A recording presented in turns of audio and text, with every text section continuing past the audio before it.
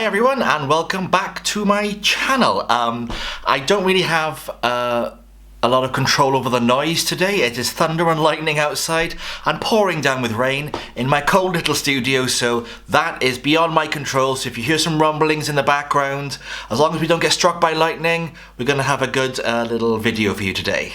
Okay, so today we are doing going through my 2018 Inktober sketchbook. I just realized I never actually showed what I did in that one. My work has developed a lot since then, or developed is that I chose a different direction because I still like doing the illustrations, but I choose a theme every year, and the theme for that year was red. As for tools and things, I think I used a brush pen, a Pentel brush pen. I used watercolors and I think a little bit of pencil. I literally didn't use too much because I just wanted to be simple, quick, 60 odd illustrations. And like I said in my last Inktober video, I kind of used this time as a way to really mine my creativity for ideas that I can explore later on. And there are some ideas in this that I do still quite like, and I might translate them through my current style. So let's get into it. Again, I apologize if there's rain and thunder and everything else in the background.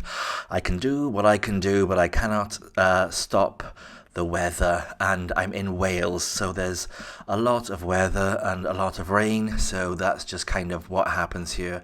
I will pray to Odin and we will hope, but that's pretty much all I have. So with that, let's get into this sketchbook and let's see what I was up to in 2018. This is pre-COVID, pre-everything, pre my life falling apart, because that's a whole other blog.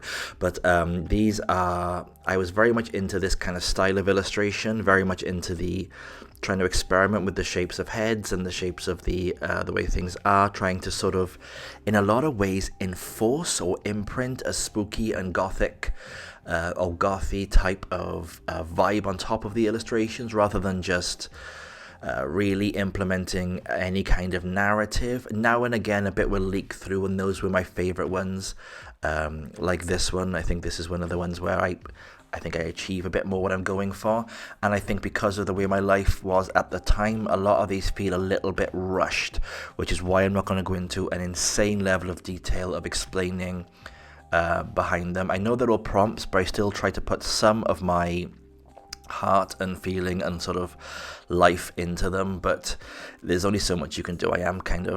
I say that I'm sort of an illustrator, or I'm a painter trapped in an illustrator skill set.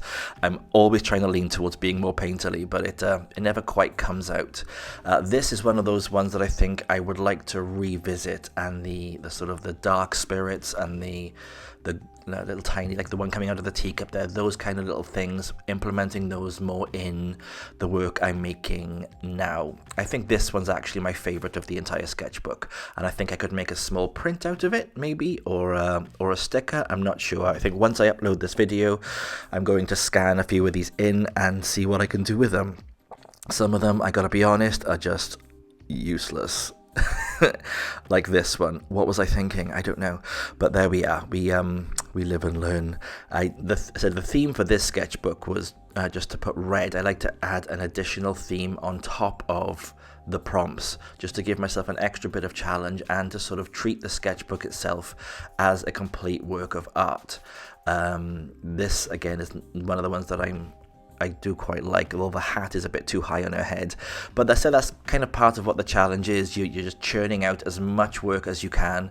And like I said, I use this as a reference point later in the year when I'm low on ideas, or when I need a bit of help with that. I can dip into these, remake them, redo them, or find other ways to just to engage with what I was making at the time.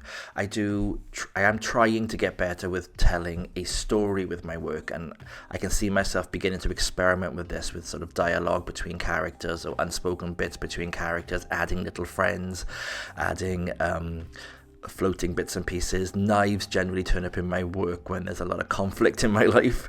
I learned that in retrospect, so I think when it comes to these kinds of bits of symbols and adding stuff in, they tend to happen naturally, and then later on you go back. funny little thing. I painted this. That was a plant pot in Greece. I was on holiday when I drew this, because normally I go on holiday around October time. But yeah, so that's where that came. I was trying to get a few of them finished before I got on the plane back home. Again, I still think I need to do a bit more work when it comes to adding story into it all, but I do like where I took some. I think this is another one I like. I'm supposed to add something in here somewhere. Oh, this is the one. Yeah, again, you can see the ones that I'm just filling the prompt just to get something done, and the ones that I feel a bit more cohesive. My work back then was a bit more hit and miss. Again, full disclosure. Some of I was experimenting at some points just for the sake of experimenting, which is valid, but I wanted to add something a little bit more cohesive, just to make everything flow a bit better, as, like I said, as treating the sketchbook like a project in itself. I don't quite know what my reference points were, to be honest. I don't think I was as rigid with using reference back then as I am now, which is a mistake. If you're an artist listening to this, use reference for everything. Everything they taught you in school was right when it comes to reference and life drawing and all of that. Also, yeah, if you do have any of these that you particularly like, don't be afraid to let me know. I can maybe work on them a bit more when I have some time, or, I don't know, create a sticker or something. I don't know. Like I said, monetizing all of this is still very new to me and figuring out how to use them, but there we go. I think I'm coming to the end of the sketchbook now. She's a favourite one. I'm definitely going to do something with her.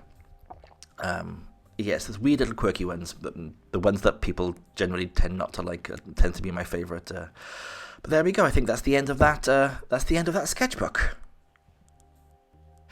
Yeah, so that is the 2018 Inktober sketchbook that I'm sharing with you in 2022. If you've seen my last one, you'll see the big leap in, or the change in direction in the style, but this one is colour, the rest are just pencil, and I've got another pencil one from 2021 that I haven't finished, so that will come hopefully in the next couple of months, because there's a lot of work to do. Either way, for this particular sketchbook, I am not entirely certain how to monetize it. I think a few of them might be good as stickers. If you want a sticker from them, again, just let me know. If not, that's okay too, or maybe a couple of prints or whatever, I'm not sure. Either way, I use Inktober for a kind of idea bank so that I can tap into later on in the year, and there are a few of those that I've kind of reconnected to whilst doing this video to actually play with again a bit later on, so something for me to do over the winter anyway. But I think that's it for today. I want to thank you again for tuning in. I know we have a few new subscribers here, so hi, nice to meet you all, and I would like to get to know you all a bit more in the comments section, so come and say hello, and let's create family, not just followers, okay? So yeah, thank you for tuning in again, and I shall see you all next week. I keep forgetting to be like, please like and subscribe. My call to action is not polished yet. But please like and subscribe for more content.